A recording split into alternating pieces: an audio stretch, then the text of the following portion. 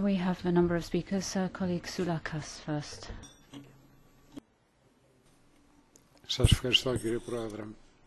Thank you very much, Mr. Chairman. I listened to this presentation on the mobility of young researchers with great interest. It's a real shame that there aren't more colleagues here this afternoon, because the previous presentation by the Director General of the GRC combined with this study on the mobility of researchers, together with what we heard at the first European Innovation Summit over 2 days, together with the Lund Declaration and the 2025 trends, together with the failure of the Lisbon strategy, together with the situation in research, and the fact that it's non-European countries that are at the forefront, all of the things I've mentioned make this debate extremely topical. Now, the study that was just presented examines the root causes thoroughly. It looks at why there isn't a lot of mobility in European research. Now, what I don't know relates to your conclusions and recommendations. I'm wondering whether there could be a more practical approach. At some point in your recommendations and conclusions, you say that the individual member states should be pressured so that there can be more coordination. I don't know whether maybe there should be more specific measures mentioned, and I don't know who has to take these measures. However, our committee is the committee responsible for research.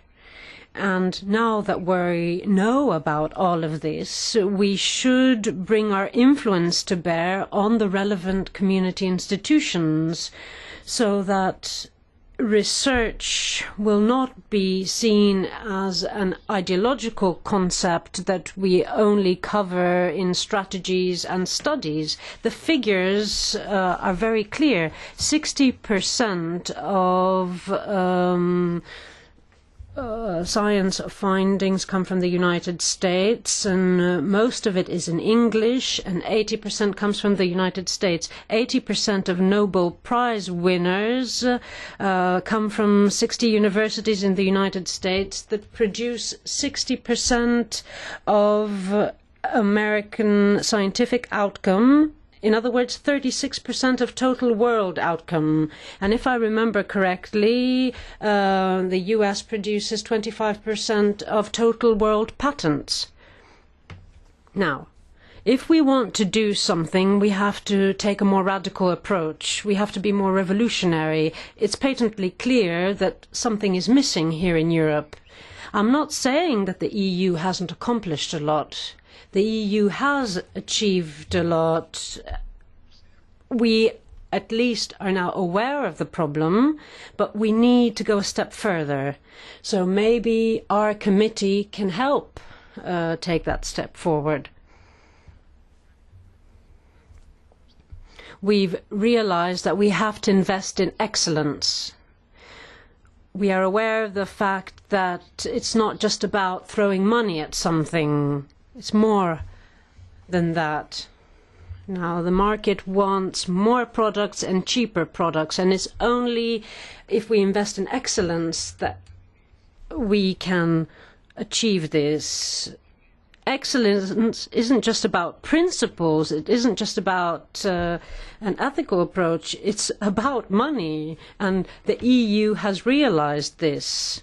But there are factors such as mobility or a lack of mobility that are hampering progress.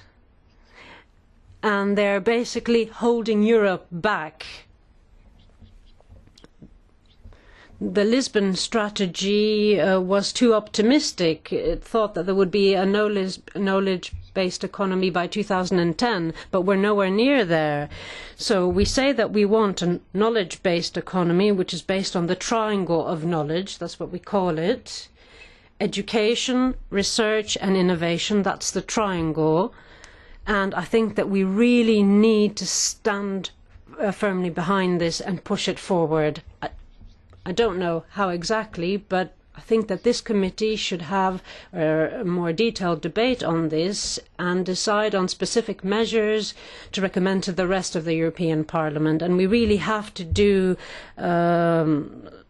something urgently. I'm sorry that I didn't focus more on the specific presentation, but I just wanted to express all these views. Thank you. Can I just add something there? I think you are completely right. Perhaps in this committee we really need to think about spending more time on these debates. We've spent a lot of time on energy and climate change debates over the years.